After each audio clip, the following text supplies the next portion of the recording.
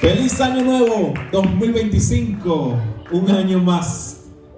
Y iniciamos este año con victoria, con alegría, con la mejor disposición de nuestro corazón, preparándonos para saber que Dios siempre tiene lo mejor. Dios siempre tiene lo mejor. Amén. Ese amén sonó así como amén, como apagadito ahí. Dios tiene lo mejor. Así es, con ánimo, con alegría. Dios tiene lo mejor de lo mejor. Y qué manera de comenzar el año si este primer domingo iniciando, ¿verdad? Rindiéndonos a Él. Iniciando este año diciendo: Señor, tú eres el Señor de mi vida. Tú eres Dios. Tú eres Rey de la creación. Vamos a iniciar una nueva serie durante esta temporada. Las próximas 3 semanas vamos a estar hablando de navegando nuevos comienzos. Se llama la serie. Y el tema de hoy, o el mensaje o la predicación de hoy, se llama un mejor plan. Un mejor plan. ¿Por qué será un mejor plan? Porque viene de las manos de Dios. Y lo que viene de Dios es lo mejor. Lo mejor de lo mejor. Me alegro mucho de verles a cada uno de ustedes. Como siempre, qué bonito ver sus rostros, saber que están bien, verlos ahí sonrientes. De verdad que eso me llena de mucha alegría. Bueno, iniciamos entonces con este mensaje hablando del mejor plan de todos, que es el plan de nuestro Dios. Y como saben, estamos entonces iniciando esta temporada, iniciando este año 2025. Me llama la atención que es el primer cuarto de siglo. Increíble, ¿no? No sabemos. Sabemos que de aquí al 2100 probablemente ya no existamos, pero si Cristo no ha venido, este mensaje va a quedar grabado en las redes. Y lo que esté pasando hoy en día con cada uno de nosotros va a quedar registrado en la historia de un pueblo que ha creído, de un pueblo que ha confiado, de un pueblo que ha avanzado, de un pueblo que ha madurado, que es el pueblo de Dios. Y por supuesto, cuando pensamos en el inicio de este año, quizás muchos de nosotros tenemos proyectos sobre la mesa, ¿cierto? Hacemos planificaciones. Bueno, este año voy a hacer esto, este año voy a hacer aquello, y nos preparamos. Y quizás más de alguno dirá: bueno, este año bajará esos kilitos de más. Como siempre, casi siempre, al inicio de año nos proponemos la meta de bajar unos kilitos. Habrá otro que dice: bueno, este año voy a comprar una casa. O habrá alguno más que dirá: este año voy por ese auto que lo necesito. O voy por un trabajo nuevo, o voy por un proyecto nuevo, o voy a alcanzar un nuevo curso, voy a mejorar en el inglés, voy a tener más amistades, mi matrimonio va a crecer aún más, las cosas las voy a trabajar, voy a madurar como persona, voy a crecer como creyente, este año leo la Biblia completa, no sé, tantas cosas que podamos poner sobre la mesa, los cuales son hermosas y valiosas. Y yo quisiera que meditemos en eso, pero también que pensemos en algo más.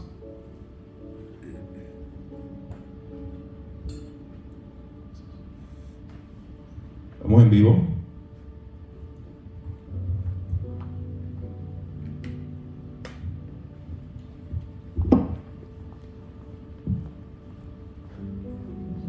Perdón. Ahora sí, seguimos en sintonía. Entonces, como les decía, tenemos muchas metas, muchos planes, muchos proyectos, ¿cierto? Pero ¿qué tal si te digo que a veces hacemos planes y planes y planes y proyectos, pero sin darnos cuenta dejamos a Dios de último en la lista? Muchas veces decimos: voy a hacer esto, aquello, y cuando revisamos la lista, ¿dónde está Dios? Si está en tu primer lugar de la lista, pues te felicito, gloria a Dios, sigue haciéndolo así. Pero si no, quiero que reflexiones en esto y comiences a buscar y a buscar un poco, porque quiero decirte esto: por más que nosotros hagamos planes, por más que nosotros hagamos proyectos, metas, los cuales está bien, son cosas que nos permiten crecer, pero si no tenemos a Dios en el primer lugar de la lista, si no ponemos a Dios de primero, o dejamos que el plan realmente vaya a través de lo que Dios quiere, de la voluntad de Dios, pues déjame decirte que quizás vamos a repetir la misma dosis, vamos a estar haciendo la misma fórmula, y quizás vamos a estar dando vueltas como en un círculo que no tiene salida. Yo quiero hablarte el día de hoy de un hombre que Dios llamó, un hombre que Dios le cambió la ruta, que quizás este hombre tenía algunos planes, algunos proyectos, algunas cosas por hacer. Quizás ya tenía algunas metas trazadas, algunos objetivos, pero Dios, como siempre, aparece para cambiarnos la vida para mejor. Y Dios llama a este hombre, y quiero hablarte de la vida de Abraham. Así que vamos a estar revisando un poco acerca de la vida de Abraham y cómo Dios lo llama. Y comienza la palabra del Señor de esta manera en Génesis capítulo 12, verso 1 en adelante, sobre el cual vamos a estar basados. Dice de la siguiente manera: y el Señor dijo a Abraham: vete de tu tierra, de entre tus parientes y de la casa de tu padre, a la tierra que yo te mostraré. Haré de ti una nación grande, y te bendeciré, y engrandeceré tu nombre, y serás bendición. Bendeciré a los que te bendigan, y al que te maldiga maldeciré, y en ti serán benditas todas las familias de la tierra. Wow. Así llama a Dios de esta manera. Pero quizás él se esté preguntando, pero ¿quién es Abraham y cómo encaja Abraham en todo esto? Pues déjame decirte que Abraham es considerado uno de los 3 patriarcas del pueblo de Israel, es decir, uno de los fundadores de la nación de Israel, pero no porque él la fundó, sino porque sobre él cayó el llamado para iniciar el sueño de Dios, el plan de Dios, el proyecto de Dios. Yo quisiera que repasemos un poquito el linaje, porque cuando nosotros vemos el linaje de Abraham podemos entender y tener un contexto sobre quién es esta persona, de dónde vino, de dónde salió, en qué momento aparece en la escritura, por qué Dios los llama, cuál era la circunstancia que rodeaba la antigüedad en aquel momento, porque estamos hablando de hace casi 4,000 años atrás aproximadamente. Pero revisemos un poco el linaje de Abraham. En Génesis capítulo 11, que es el capítulo anterior al capítulo 12, vamos a ver una pequeña descripción. Por supuesto, hay una descripción aún mucho más grande, que viene del linaje de Sem, hijo de Noé, y de ahí viene toda esta generación. Y dice en el verso 27, capítulo 11, verso 27, estas son las generaciones de Taré. Taré engendró a Abraham, a Nacor y a Harán. ¿Cuánto? Abraham, Nacor y Harán. Y Harán engendró a Lot. Por lo tanto, Lot es sobrino de Abraham.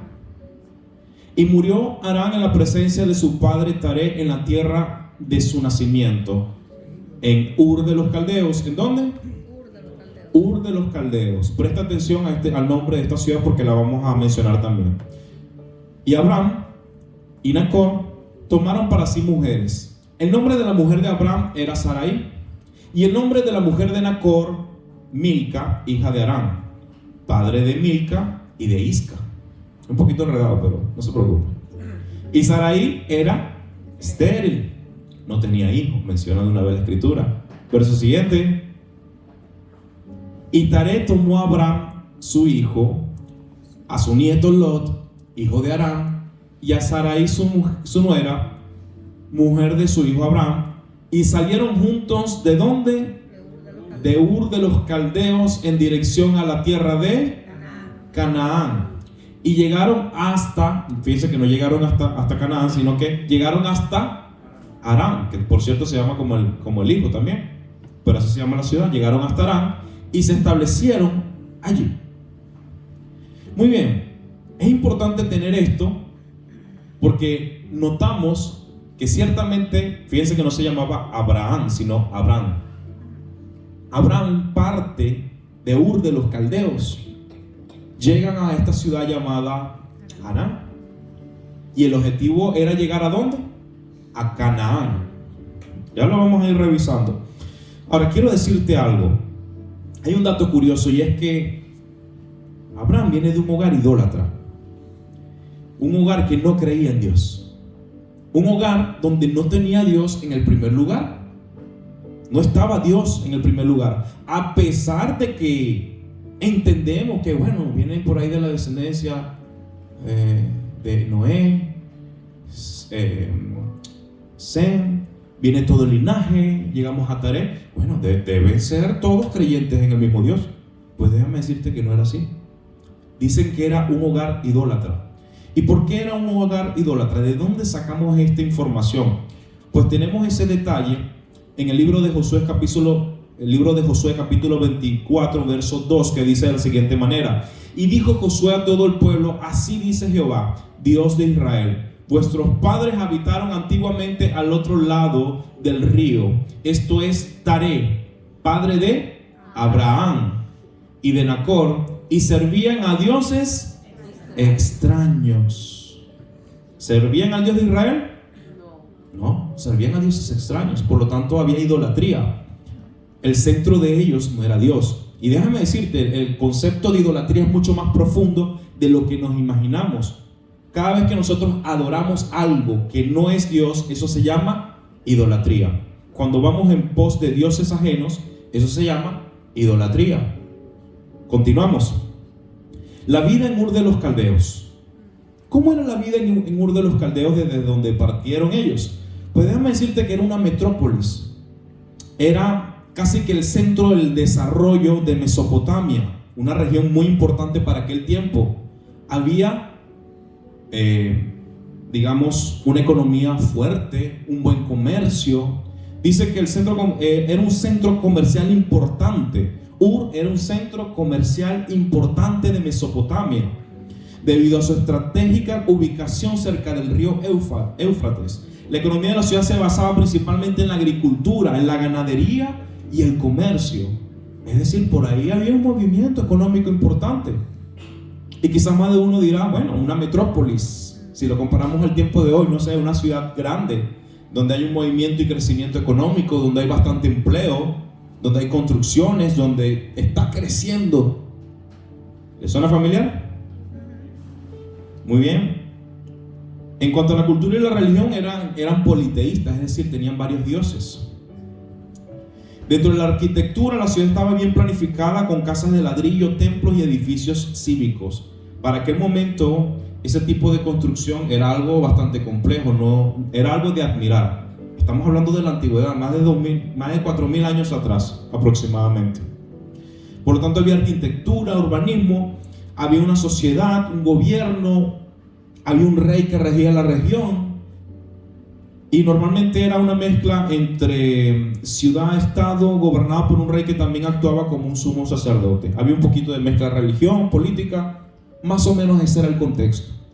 Y en este contexto, dicen algunos estudiosos que realmente Dios hace un llamado sobre Taré, pero Taré no atiende este llamado. Por lo tanto, Dios termina llamando a Abraham. Dios hace este llamado a Abraham. Esto es una conclusión, no está exactamente hacia la Biblia, pero es alguna conclusión por algunos otros escritos históricos y otros datos que se obtienen. Se piensa, solamente es un pensamiento, no es exactamente así, pero se piensa que Dios pudo haber llamado previamente a Taré en lugar de Abraham, pero fue Abraham el que realmente termina atendiendo el llamado de Dios. Ahora, ¿por qué damos todos estos detalles? ¿Por qué damos toda esta descripción? Porque quiero trasladar toda esta idea al sol de hoy, quizás a tu vida. ¿En qué contexto Dios te llama? ¿Dónde estabas? ¿En qué ciudad te encontrabas cuando Dios te llamó la primera vez? ¿Estabas en los Estados Unidos? ¿En qué país estabas? ¿Estabas en los Estados Unidos? ¿En República Dominicana? ¿En Venezuela? ¿En Colombia? ¿En dónde estabas cuando Dios te llama? ¿Cuál era tu contexto? ¿Cuál era tu historia? Ahora, quiero decirte algo, cuando Dios te llama para mostrarte los planes de bien que tiene para ti. Cuando Dios te llama es porque tiene algo mejor, es porque tiene algo preparado para cada uno de nosotros. Y esto es cierto y es una realidad porque lo vemos cumplido en la figura de Abraham. Así como Dios llama a Abraham, llama a cada uno de nosotros. Dice que somos llamados por Dios. Ahora bien, quiero repasar nuevamente. Cuando Dios llama a Abraham en el Génesis capítulo 12, verso 1 dice: y el Señor dijo a Abraham: vete de tu tierra, de entre tus parientes y de la casa de tu padre a la tierra que yo te mostraré. ¿Le dijo la tierra? ¿Le mencionó la ciudad? No se la mencionó. Entonces, por lo tanto, yo te la voy a mostrar. ¿Qué le quedaba a él? Confiar. Creerle a Dios. Ahora, vamos a ir viendo esto por pedacitos porque necesitamos desglosar la escritura para profundizar y entender y ver cómo esta escritura aplica en nuestros corazones. Ver cómo esta palabra de Dios aplica ahora a nuestras vidas. Dice entonces de la siguiente manera, como acabamos de ver, el Señor le dijo a Abraham: vete de tu tierra, de entre tus parientes y de la casa de tu padre a la tierra que yo te mostraré. Vamos a empezar de la siguiente manera. Número 1, implica una triple renuncia. Cuando Dios llama a Abraham, implica una triple renuncia, ¿sí? Es decir, tenías que soltar, dejar atrás algo para que ocurra un cambio en tu vida. Y ya lo vamos a ir viendo. Lo primero que le dice es: vete de tu tierra. Quizás más de alguno entiende perfectamente esto, porque todos los que estamos aquí, a excepción de algunos pequeñitos u otros que creo que sí nacieron acá, pero la mayoría somos extranjeros. Salimos de nuestras tierras cálidas, con playas, con arena, con sol, con un calorcito y llegamos a este lugar. Salimos de nuestra tierra. Quizás podemos entender un poco, Abraham, lo que es ese cambio. Salir de la cultura de Mesopotamia, dejar atrás la ciudad de Ur de los Caldeos y ahora migrar a otro lugar. Eso es lo primero que nosotros nos damos cuenta, y quizás sea sencillo, repito, entenderlo, ya que todos venimos de un contexto similar. Pero ¿qué pasaría si Dios te llama a moverte de un lugar? ¿Qué pasaría si Dios te dice: mira, no es aquí donde necesito, sino por allá? ¿Estarías dispuesto a ir? Es una pregunta clave que hacernos, ¿no? Lo siguiente que podemos ver, que le dice: y de tu parentela. De tu parentela, es decir, de sus parientes, de sus familiares. De pronto irnos de un lugar es sencillo. Bueno, pero me llevo al primo, a la abuelita, al familiar, aquí estamos todos. Pero cuando te dice: deja atrás a tus parientes, deja atrás a tu familia, la cosa cambia, ¿no? Como que se pone más difícil el asunto, dejar atrás a algunos parientes. Pero esto también puede aplicar a nuestras vidas, donde dejar atrás a personas que nos rodean, amistades, personas que están a nuestro alrededor, que quizás nos criamos, que quizás nos relacionamos, pero dejar atrás esto. Yo te pregunto, ¿qué personas necesitas dejar atrás? Y no te estoy diciendo que abandones a tu gente, pero piensa bien, de acuerdo al plan y al propósito de Dios. Hay veces que nos rodeamos de personas que no nos alimentan, que no nos traen, no nos acercan a Dios, sino que nos apartan de Dios. Yo les digo algo, no es que nos vamos a aislar, porque tampoco es la idea, no estoy proponiendo eso. Te estoy diciendo que a veces frecuentamos amistades que no convienen. No te estoy diciendo que le dejes de hablar. Simplemente que quizás ya no convenga tanto estar con esta persona, porque si estar con esas personas te lleva a hacer ciertas cosas que no son correctas, entonces lo más sensato es que tengas que dejar atrás este tipo de personas para poder avanzar. Porque dicen los estudiosos que nosotros somos, por ejemplo, si hay 4 personas que son adictos a los juegos, un ejemplo, esto es simplemente un ejemplo, pero hay 4 personas que son adictos a los juegos y usted es el quinto que se junta con ellos, usted va a ser otro adicto a los juegos, por poner un ejemplo. No lo digo yo, lo dicen los estudiosos de la conducta humana. Entonces, ambiente genera conducta. Así que te invito a que reflexiones un poquito acerca de eso. ¿Cuáles son esas amistades que de pronto nos están separando del plan de Dios? No te estoy diciendo que las abandones, te estoy diciendo que de pronto conviene distanciarse un poco de ellos. Ámalos. Háblales del Señor, sí, guíalos hacia Jesús. Pero si te está afectando a ti en tu vida personal, quizás lo conveniente sea tú dar un paso a un lado y poder dejar esto atrás. Así como Dios llama a Abraham y le dice: vete de tu tierra y de tu parentela, porque su parentela también era de características idólatras. ¿Cómo Dios llama a Abraham y él sigue en un contexto idólatra? ¿Será que Dios realmente iba a poder hacer con él si él seguía en ese ambiente idólatra? Si él seguía en ese ambiente donde adoraban a otros dioses, pues ¿qué iba a pasar? Dios sabía que si él estaba en ese contexto, él iba a terminar haciendo lo mismo. Su fe se iba a ver ahogada por esos espinos. Su fe se podía ver perjudicada si Dios lo llamaba. Por lo tanto, él necesitaba salir, irse de ahí. Lo siguiente es: y de la casa de tu padre. En el contexto social de ese momento, la casa de su padre, estar allí era decir: soy el hijo de Taré, el dueño de estas tierras o de este ganado. Somos nosotros la familia, los hijos de Taré.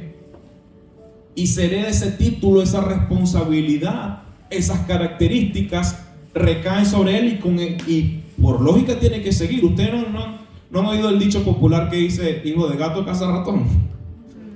Pues está relacionado, porque normalmente los hijos terminan haciendo muchas cosas que los padres iniciaron. Si el padre inició un proyecto, los hijos terminan replicando esto al igual que sus padres. Esto es algo común. Esto sucede porque así papá me lo enseñó, así yo lo hago. Sin embargo, cuando Dios le dice: y de la casa de tu padre, que no solamente deja atrás los parientes, sino la casa de su padre. Es decir, que se separara incluso de las características que conllevaban a ese hogar. Y esto también puede significar a los hábitos que tú y yo traemos.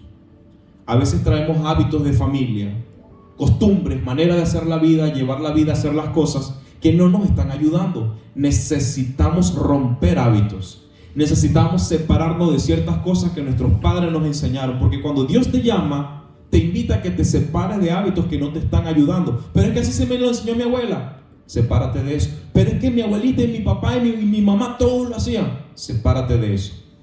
Porque te está apartando de lo que te estoy llamando.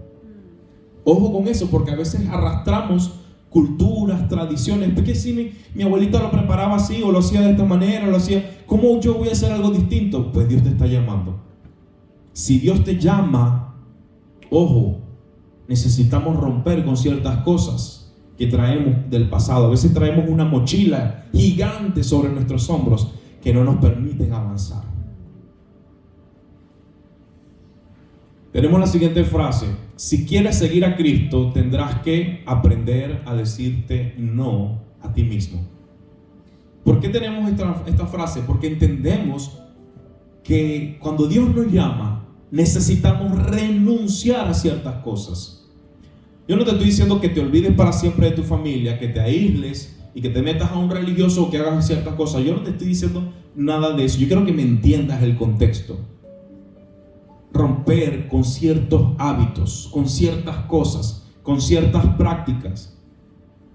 Recuerdo que aquí los que estuvieron acá el 31 más o menos les mencioné un poquito de esto, pero yo quiero que tú pases la película del 2024 por tu mente. Todas las cosas que hiciste durante el 2024. Y que ahora uses alguna de ellas, y me seas honesto, si alguna de ellas te sirve para este 2025, si te acerca o te aleja de Dios. Si hay cosas que te alejan de Dios, te invito a que no repitas los mismos hábitos, no repitas la misma dosis. Este año tiene que ser un año para cambiar, para transformar, para atender el llamado de Dios, para hacer las cosas diferentes, para hacer las cosas conforme a la palabra de Dios, conforme a lo que Cristo tiene para tu vida. Amén. Lo segundo que puedo notar en ese pasaje es: implica seguir la dirección de Dios. Yo sé que esto es difícil porque estamos acostumbrados a tomar nuestras propias decisiones, nuestras propias direcciones. No, yo me sé el camino. A veces somos tan tercos que no usamos Google Maps porque sabemos que yo me sé este camino y de repente, ay, me equivoqué, aquí no era. Y tiramos el GPS a un lado. Porque a veces somos orgullosos. Entiéndeme lo que te quiero decir. Te estoy hablando de que a veces dejamos a un lado la dirección de Dios porque según nosotros nos conocemos el camino. Ya yo sé por dónde viene esto, yo sé lo que tengo que hacer, yo sé para dónde tengo que ir. Y ponemos a un lado las directrices de Dios, el plan, el mapa, el Google Map que Dios tiene trazado. Pero hijo, por ahí, si te metes por ahí, Padre, yo me conozco todo esto, Señor mío. Esto yo me lo conozco. Hazlo a tu manera. Y ¡pum! Chocamos el carro. Chocamos el carro de la vida. Entiéndanme la alegoría que le estoy hablando. Así somos nosotros. Implica entonces seguir la dirección de Dios. Fíjense que Dios le dijo: a la tierra que te mostraré. Dice ahí, y el Señor dijo a Abraham, vete de tu tierra, de entre tus parientes y de la casa de tu padre. ¿A dónde? A la tierra que yo te mostraré. Dependencia de Dios. Hay un detalle aquí. ¿Dependes de Dios o dependes de tu propio criterio? ¿Dependes de Dios o dependes de las cosas hacerlas a tu manera? Nótese que ahí dice a la tierra que yo te mostraré. Aún no le había mostrado cuál era la tierra. Aún no sabía ni para dónde iba a ir este hombre. Pues su único aliado era la confianza. Te pregunto, ¿estás confiando en Dios? ¿Estás confiando en sus planes o estás confiando en los tuyos? Si Dios nos dice al lugar que yo te mostraré, confiemos. Si Dios tiene un destino para nosotros, confiemos. Lo tercero es, nos produce una triple bendición. Dice en Génesis capítulo 12, verso del 2 al 3, haré de ti una nación grande, y te bendeciré y engrandeceré tu nombre, y serás bendición. Bendeciré a los que te bendigan, y al que te maldiga maldeciré, y en ti serán benditas todas las familias de la tierra. Nótese que este es un plan que no es solo para él, es para todos. Vamos a desglosar esto rápidamente. Dice, lo primero que notamos es, haré de ti una gran nación. Vamos a ver esta triple bendición. Haré de ti una gran nación, o haré de ti una nación grande. Abraham ahora tiene un nuevo propósito, un nuevo plan, una nueva razón de ser y existir. Ya sus propias cosas o sus propios planes ya no contaban, sino contaban los planes de Dios. Lo que Dios había dicho, haré de ti una nación grande. ¿Estamos determinados por lo que Dios dice que somos nosotros o por lo que yo digo que soy? Quizás si nosotros decimos yo soy esto, yo soy aquello, quizás un concepto sobre nosotros mismos, pero ¿qué tal si nos dejamos amoldar por el concepto de Dios? Haré de ti una nación grande, le dijo Dios a Abraham. Un propósito, plan, razón de existir, razón de ser. Ahora sé, diría Abraham, ahora sé que Dios quiere que de mí haga una gran nación. Lo segundo que notamos en esta triple bendición, dice, y te bendeciré y engrandeceré tu nombre, y serás bendición. Hay algo interesante. La palabra Abraham significa, así como suena Abraham, significa padre exaltado. Nombre un poquito egocéntrico, ¿no? Padre exaltado, de los palotes, soy yo, el mero mero. Abraham significa padre exaltado. Es decir, donde el centro quizás era él mismo, su misma característica, su mismo criterio, su misma manera de llevar la vida. Te pregunto, en el llamado que Dios tiene sobre ti, ¿eres tú mismo? ¿Eres tú mismo? Padre exaltado, ¿se trata solo de ti, de tu ego, de tu criterio? ¿O se trata de lo que Dios quiere? Pues déjame decirte que cuando Dios le cambia el nombre de Abraham, dice, engrandeceré tu nombre. O sea, ya no vas a ser un hombre egoísta. Ya no vas a tener un hombre egoísta que es para ti solo, un reino para ti solo, donde piensas solo en ti, para ti y a tu conveniencia. Ahora tu nombre será Abraham, que se interpreta como padre de multitudes. ¿Cómo cambia esto, no? De padre exaltado, único, personalísimo, egocéntrico, a padre de multitudes. Se extiende, se hace grande. Por eso Dios le dice, te bendeciré y engrandeceré tu nombre.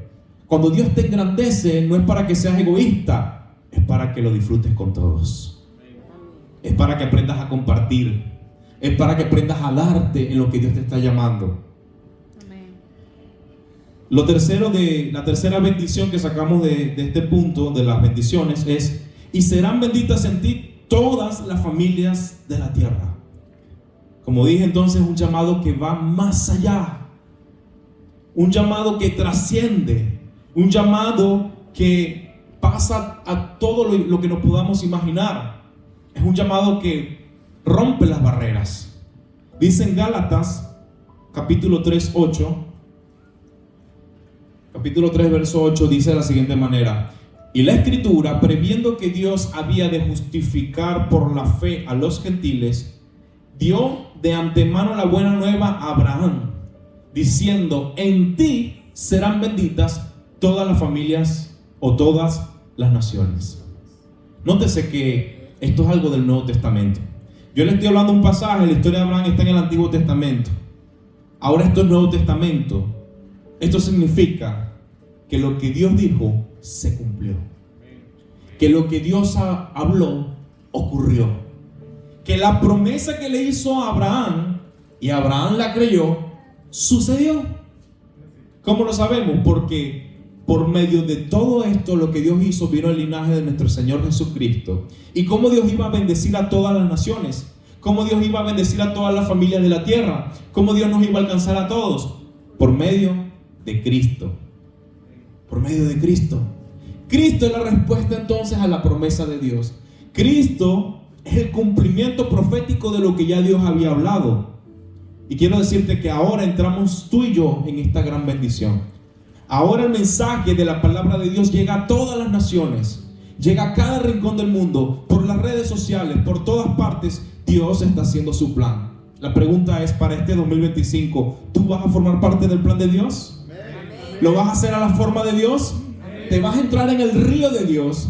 ¿Lo vas a hacer a su forma, sabiendo que el plan de Él es el mejor plan para este 2025? Te pregunto, ¿y tú? ¿Qué decidirás? ¿Cuál es tu decisión? ¿Qué vas a decidir? Pues déjame decirte, ya para ir cerrando, déjame decirte que la palabra nos misma en Génesis capítulo 12 también, verso 4, dice: y se fue Abraham como Jehová le dijo, y Lot se fue con él. Era Abraham de edad de 75 años cuando salió de Harán. Nótese que Abraham obedece. Disculpa, vamos al verso anterior. Nótese que Abraham dice que hizo, y se fue Abraham, es decir, obedeció, le creyó a Dios, cumplió, pero él tuvo que renunciar a sí mismo, tuvo que dejar a su familia, tuvo que dejar el nombre de Taré, tuvo que dejar esas obligaciones, tuvo que creerle a Dios, tuvo que confiar en Dios. En este 2025, ¿estás confiando en Dios? Y nótese que Abraham ya tenía 75 años, ya estaba viejito el hombre. Todavía le quedaba gasolina, pero ya lo hizo a una edad avanzada. Luego dice el verso 5: tomó pues Abraham a Sarai su mujer y a Lot, hijo de su hermano, y todos sus bienes que había ganado y las personas que habían adquirido en Harán, y salieron para ir a tierra de Canaán. A tierra de Canaán llegaron. La invitación que yo tengo para ti es: ¿lo vas a hacer a tu manera o lo vas a hacer a la manera de Dios? Es la pregunta, ¿no? Abraham cumplió y alcanzó las bendiciones. ¿Queremos alcanzar bendición? Honremos a Dios. ¿Queremos alcanzar bendición? Vamos a creerle a Dios. Porque no solamente es creer en Dios, sino creerle a Dios. ¿Qué tienes que dejar atrás en este 2025? ¿Qué cosas, qué hábitos, qué cosas tienes que romper para caminar en Dios? ¿Qué tienes que dejar? ¿Qué tienes que soltar? ¿Qué te está alejando de Dios? ¿Qué te está apartando de su plan y su propósito? Solo tú lo sabes. Pídele al Señor que te ayude a caminar conforme a su palabra. No te estoy diciendo que hagas una locura. Te estoy diciendo, créele a Dios y confía en Él, porque Él te va a bendecir. Amén. ¿Qué tal si te pones sobre tus pies? Quiero que oremos pensando en estas cosas. Hay una declaración que tenemos antes de orar. Vamos a hacer esta declaración juntos. ¿Les parece? ¿Qué tal si me acompañan y leamos todos juntos lo siguiente? Dice, a la cuenta de 3, vamos a leer desde el título hasta el final. 1, 2, 3. En el nombre de Jesús declaro para este año 2025 que estoy equipado para toda buena obra que Dios tenga planeada para mí. Estoy ungido y capacitado. Renuncio a toda atadura y toda limitación está siendo echada fuera de mí en el nombre de Jesús. Este es mi año. Superaré cada obstáculo. Honraré y adoraré a Dios. Desato en el nombre de Jesús el poder transformador de Dios a favor de mi vida, mi familia y mi iglesia. Creo que es un año de expansión, crecimiento, madurez y multiplicación. En el nombre de Jesús, amén. Crean esa frase que acabamos de leer.